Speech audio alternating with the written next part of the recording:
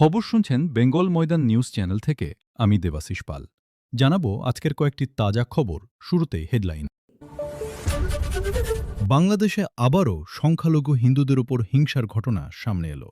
জানা গিয়েছে যে গত ২৪ ঘণ্টার মধ্যে ২ জন হিন্দু ব্যক্তিকে খুন করা হয়েছে। সোমবার রাতে নরসিংদী জেলায় কাঁচা অস্ত্রের হামলায় মৃত্যু হয়েছে ৪০ বছর বয়সী এক মুদির দোকানদারের। নাম শরৎমণি চক্রবর্তী। গুরুতর জখম অবস্থায় তাকে হাসপাতালে নিয়ে যাওয়ার পরেও শেষ রক্ষা হয়নি। বাংলাদেশের সংখ্যালঘু হিন্দু সম্প্রদায়ের ওপর নির্যাতের অভিযোগের মধ্যেই ফের এক মর্মান্তিক ঘটনা সামনে এলো। বাংলাদেশের ঝিনাইদহ জেলার কালীগঞ্জ এলাকায় ৪০ বছরের হিন্দু বিধবাকে ২ ব্যক্তি মিলে ধর্ষণ করেছে বলে অভিযোগ। শুধু তাই নয়, তারপর তাকে গাছে বেঁধে চুল কেটে দেওয়া হয়। সেই ঘটনার ভিডিও রেকর্ড করে সোশ্যাল মিডিয়ায় ছড়িয়ে দেওয়া হয় বলেও অভিযোগে উল্লেখ। ট্রেনের এসি কোচ থেকে চাদর চুরির অভিযোগে এবার বিতর্কে জড়ালেন হুগলি জেলার শুভেন্দুর ঘনিষ্ঠ বিজেপির নেতা মৃন্ময় মজুমদার। সম্প্রতি সমাজ মাধ্যমে ভাইরাল হওয়া একটি ভিডিওকে ঘিরে শুরু হয়েছে রাজনৈতিক তরজা। শাসক দল তৃণমূল কংগ্রেস সেই ভিডিওটি শেয়ার করে বিজেপিকে কটাক্ষ করেছে। সেই সঙ্গে দাবি করেছে যে এই ঘটনাই বিজেপির আসল চেহারা তুলে ধরছে। মুন্ডু কাটা হবে, শুভেন্দু অধিকারী জনসভা করলে খবর হবে। এবার এলাকায় পড়ল পোস্টার। আর তাই ঘিরে জল্পনা উত্তর ২৪ পরগনার হিঙ্গলগঞ্জের দুলদুলি এলাকায়। কিন্তু পোস্টার কারা ফেলল? শুরু হয়েছে রাজনৈতিক তরজা। মঙ্গলবার সকালে হিঙ্গলগঞ্জের দুলদুলি এলাকা জুড়ে বেশ কয়েকটি জায়গায় পোস্টার লক্ষ্য করা যায়। 2:10 বেহালা ফ্লাইং ক্লাব থেকে হেলিকপ্টারেই বীরভূমের উদ্দেশ্যে রওনা দেন তৃণমূলের সর্বভারতীয় সাধারণ সম্পাদক অভিষেক বন্দ্যোপাধ্যায়। তবে অভিষেক বন্দ্যোপাধ্যায়ের চপারকে অনুমতি দেওয়া হয়নি। ঝাড়খণ্ডের মুখ্যমন্ত্রী হেমন্ত সোরেনের চপারে রামপুরহাট রওনা হয়েছেন তিনি। শিক্ষক নিয়োগ দুর্নীতির রেশ এখনও কাটেনি। তার মধ্যেই ফের নিয়োগে অনিয়মের অভিযোগ। এবার কাঠগড়ায় একাধিক পুরসভা। সিবিআইয়ের চূড়ান্ত চার্জশিটে উঠে এলো এমন সব তথ্য যা প্রকাশ্যে আসতেই চাঞ্চল্য ছড়িয়েছে রাজ্য রাজনীতিতে। অভিযোগ গুরুতর। কেউ কেউ নাকি সাদা খাতা জমা দিয়েই পেয়ে গিয়েছেন সরকারি চাকরি। প্রায় ২.৫ বছরের তদন্ত শেষে আলিপুরের বিশেষ সিবিআই আদালতে চার্জশিট জমা দিয়েছে কেন্দ্রীয় তদন্তকারী সংস্থা। সিবিআইয়ের দাবি, রাজ্যের একাধিক পুরসভায় কোকর্মী নিয়োগের ক্ষেত্রে ভয়াবহ বেনিয়ম ও জালিয়াতির প্রমাণ মিলেছে। বাংলাদেশে দীপু দাসে খুনের বদলা নেওয়ার চেষ্টার অভিযোগ। বাংলাদেশি সন্দেহে বাংলার পরিযায়ী শ্রমিককে পুড়িয়ে মারার চেষ্টার অভিযোগ। বাংলাদেশি অভিযোগ তুলে গণধোলাই, কেরোসিন ঢেলে পুড়িয়ে মারার চেষ্টার অভিযোগ বাংলার পরিযায়ী শ্রমিককে। ফের ভিন রাজ্যে আক্রান্ত বাংলার পরিযায়ী শ্রমিক। সরকারি চাকরিতে নিয়োগ নিয়ে গুরুত্বপূর্ণ রায় দিল সুপ্রিম কোর্ট। শীর্ষ আদালত স্পষ্ট করে জানাল যে তফসিলি জাতি এসসি, তফসিলি উপজাতি এসটি, অনগ্রসর শ্রেণী ও বিসি এবং আর্থিকভাবে দুর্বল শ্রেণীর ইডব্লিউএস কোনো প্রার্থী যদি জেনারেল ক্যাটাগরির কাটঅফের থেকে বেশি নম্বর পান, তাহলে তিনি জেনারেল ক্যাটাগরির শূন্য পদে নিয়োগ পাওয়ার জন্য যোগ্য হবেন। বাংলাদেশের কুড়িগ্রামের জেলাশাসক অন্নপূর্ণা দেবনাথের বিরুদ্ধে মৌলবাদীদের তাণ্ডব। সরকারি অফিস ঘরের দরজা ভেঙে ফেলার চেষ্টা করে জামাতিরা।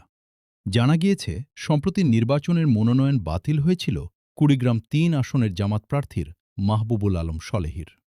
তার দ্বৈত নাগরিকত্ব সংক্রান্ত নথিতে সমস্যা থাকায় মনোনয়ন বাতিল করা হয়। আর এরপরই জামাতের নেতা থেকে কর্মী সমর্থকরা অন্নপূর্ণার বিরুদ্ধে স্লোগান তোলেন। পরে জেলাশাসকের অফিসের বাইরে মৌলবাদীরা অন্নপূর্ণা দেবনাথের অপসারণের দাবিতে স্লোগান তোলে। জেলা প্রশাসনের অফিসের বাইরে ভারতবিরোধী স্লোগান তুলে অন্নপূর্ণাকে ভারতীয় এজেন্ট বলে আখ্যা দেয় জামাতিরা। বঙ্গে ভোটের দামামা বেজে গিয়েছে। সোমবারই বাংলার মুখ্য নির্বাচন কমিশনার মনোজ আগরওয়ালের সঙ্গে বৈঠক করেছেন সিইসি জ্ঞানেশ কুমার। রাজ্যের আইনশৃঙ্খলা নিয়ে প্রতি সপ্তাহে রিপোর্ট দেওয়ার নির্দেশ দিয়েছে কমিশন। জেলাভিত্তিক রিপোর্ট নেবে জাতীয় নির্বাচন কমিশন। আর এরপরই জল্পনা তুঙ্গে। এবারের ভোটে দফার সংখ্যা কমার ইঙ্গিত মিলছে। সূত্রের খবর, সোমবারের বৈঠকে সিইওর তরফ থেকে বাড়তি বাহিনী চাওয়া হয়েছে। মাত্র ১ বছরের ফারাক। তার মধ্যেই বাংলাদেশের অন্তর্বর্তীকালীন সরকার ড. মোহাম্মদ ইউনূস ম্যাজিক দেখাতে শুরু করেছে। দারিদ্র্য হার বাড়িয়ে মাথাপিছু আয় কমিয়ে ভাগ্য নিয়ে ছিনিমিনি খেলা হচ্ছে। কত মানুষ যে হত্যা করেছে তার কোনো হিসেব নেই। এক অডিও বার্তায় সুর চড়ালেন বাংলাদেশের প্রাক্তন প্রধানমন্ত্রী শেখ হাসিনা। নির্বাচন কমিশন সূত্রে খবর, ভোটার তালিকায় অমর্ত্য সেনের নামের বানানে কিছু ভুল ছিল। লজিক্যাল ডিসক্রিপেন্সি বা যুক্তিনির্ভর অসঙ্গতি ধরা পড়ায় নিয়ম মেনেই এই নোটিশ পাঠানো হয়েছে। তবে প্রবীণ অর্থনীতিবিদের বয়স ও শারীরিক অবস্থার কথা বিবেচনা করে কমিশন জানিয়েছে তাকে কোথাও যেতে হবে না। পরিবর্তে কমিশনের পক্ষ থেকে বিএলও সরাসরি অমর্ত্যবাবুর বাড়িতে যাবেন এবং সেখানেই শুনানি বা প্রয়োজনীয় তথ্য যাচাইয়ের প্রক্রিয়া সম্পন্ন করা হবে। ভোটার তালিকার বিশেষ সংশোধন বা এসআইআর নিয়ে নতুন করে রাজনৈতিক উত্তেজনা তৈরি হয়েছে পশ্চিমবঙ্গে। অভিযোগ, এই প্রক্রিয়ার শুনানিতে সাধারণ মানুষকে হেনস্থা করা হচ্ছে।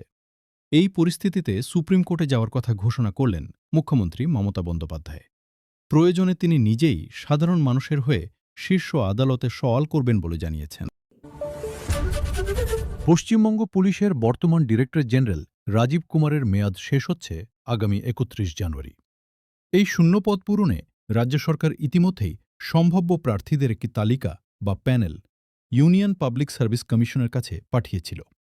তবে সেই প্যানেল গ্রহণ না করে নবান্নে ফেরত পাঠিয়েছে কমিশন, যার ফলে রাজ্যের পরবর্তী পুলিশ প্রধান নিয়োগ প্রক্রিয়া বড়সড় আইনি জটে আটকে গিয়েছে। কেন্দ্রীয় স্বরাষ্ট্রমন্ত্রী অমিত শাহ আজ নতুন দিল্লি বিজ্ঞান ভবনে শিশুদের অপুষ্টি দূর করার ক্ষেত্রে সামাজিক দায়বদ্ধতা সংক্রান্ত এক সম্মেলনের উদ্বোধন করবেন। উত্তরপ্রদেশে ভোটার তালিকায় বিশেষ নিবিড় সংশোধনী প্রক্রিয়ার অঙ্গ হিসেবে খসড়া ভোটার তালিকা আজ প্রকাশিত হবে। ভেনেজুয়েলার রাষ্ট্রপতি নিকোলাস মাদুরোকে বন্দী করার ঘটনায় রাষ্ট্রসংঘের নিরাপত্তা পরিষদের কঠোর সমালোচনার মুখে পড়েছে মার্কিন যুক্তরাষ্ট্র। ব্যাডমিন্টনে মালয়েশিয়া ওপেনে আজ অংশ নেবেন দুবারের অলিম্পিক বিজয়ী পিভি সিন্ধু। আজকের জন্য এইটুকুই। এভাবে আমাদের চ্যানেলের সাথে সাবস্ক্রাইব করে জুড়ে থাকুন। ধন্যবাদ।